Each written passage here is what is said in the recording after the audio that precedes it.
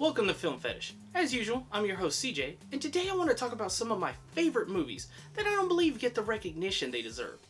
So to start us off, we have the 2009 fantasy film Ink, directed by Jamin Winans, who would later direct The Frame, which is another interesting take on the fantasy genre, but unfortunately the film is also a little too indulgent. More on that another time. Ink is a shining example of taking an incredibly low budget and making your film look like it had at least 4 times that. Case in point, Ink was made for $250,000, yet when you watch it, it doesn't show. Now for that plot. Ink is the story of a group of people known as storytellers. They are the people that give us our pleasant dreams once we fall asleep. They're on a journey to rescue a little girl who's been kidnapped by a grotesque man that plans to trade her off to the Incubi, beings that give us our most horrific nightmares, in exchange for becoming one of them. What follows is an adventure through a fantasy world that is surprisingly fully realized, as we are met with a story told out of chronological order, so it keeps us guessing and waiting to see the journey's end. Ink features incredible music, great acting from the entire cast, the sets and costumes along with the visual effects are all handled remarkably well, and in the end, it's just a great overlooked film that I highly recommend. Next up is Low, released in 2008 by director Travis Betts, who also directed the equally strange 2011 film The Dead Inside. Low is the story of one man's determination to rescue his lost love from the clutches of a demon, who has taken her to the depths of hell. How does he do this? He summons a demon, of course. This is where we introduce the Low, a vulgar, smack-talking demon who crawls on his belly. What follows is the film's flashbacks being told in amazingly done stage plays.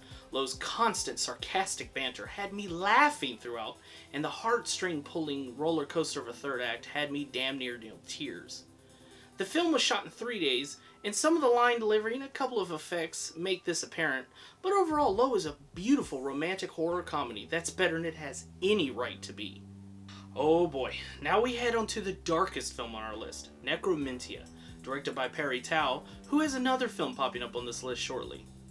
Necromentia is a bizarre film that at first glance appears as a demon-filled anthology film, but once you start watching you realize that no, this film is just one solid film that follows a torturer for hire who's trying to take care of his disabled brother, a mute man who dabbles in the occult, a strange meat guy who keeps a corpse in his house, and a plethora of creepy demons thrown in for good measure. I won't spoil any more than that because this film is a treat for horror enthusiasts and even better going in blind. Now, as I said before, this is a dark film. It's bleak and gory, and its imagery is definitely not for the faint of heart. But for those who love great low-budget forays into the world of occult horror, or those who simply love good old gory demon movies, Necromentia is certainly worth checking out. Onward we go to one of my first ever Redbox rentals. The film in question is the 2009 horror film The New Daughter. The film is directed by Rec series writer Luiso Bertejo, and starring my man Kevin Costner and Ivana Baquero, who most would remember as Ophelia in Pan's Labyrinth. Now at first glance, this PG-13 horror flick looks like nothing more than your standard haunted house or My Kids Are Evil affair.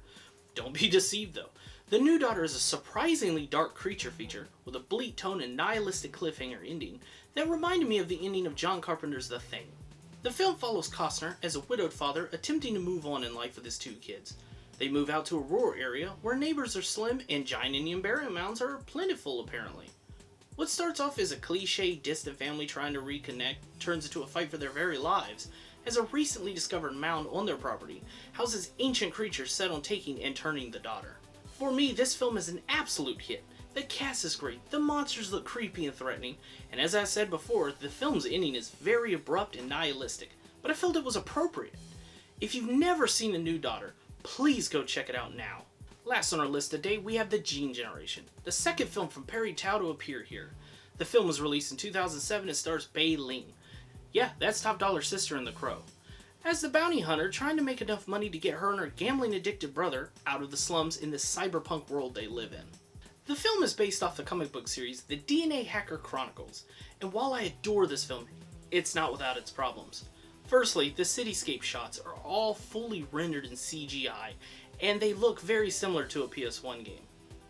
Then there's some of the dialogue that could have been done with a second take or maybe even a rewrite. With all that said, the film is fun. The music is a mix of industrial metal and agrotech.